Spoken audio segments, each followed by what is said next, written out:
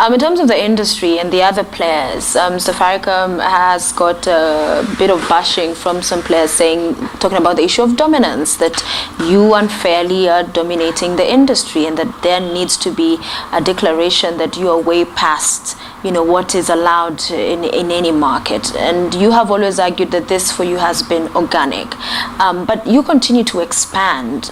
Don't you see there being any merit in that argument, that Safaricom, in any move, any action or inaction, impacts on the industry, and that for other players it could be seen as unfair? Yeah, look, I'm not going to comment on what my competitors say, because they run their business, and their narrative is their narrative, it's not mine. What I do say, and let me answer the question in a slightly different way, because the way that question is sometimes asked is they say, aren't you too big? And my answer is, how big do I need to be in order to compete with Google? Or how big do I need to be in order to compete with Facebook or WhatsApp? Because competition actually doesn't come in the linear way that it used to. Competition comes from everywhere. And in order to deal with that, and Google is a competitor, also a partner of ours. WhatsApp, we partner with them in some areas, and we will compete in other areas.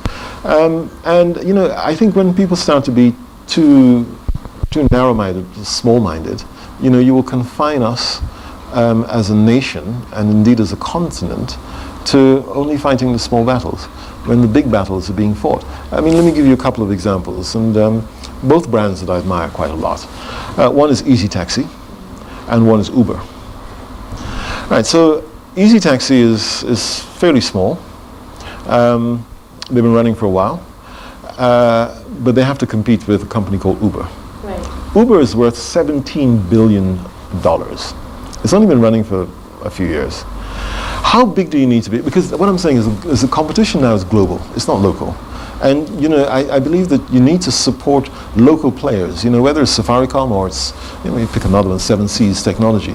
You have to encourage 7Seas to compete in Silicon Savannah, not to compete in River Road. And so I think that it tends to be a bit of a small-minded argument around. How big Safaricom is, and what else is Safaricom getting into. The next question that investors ask is, isn't voice flattening out, and aren't you therefore worried? And we say, well, of course we're not worried, because voice will flatten out and voice will decline. I mean, it's a fact of life.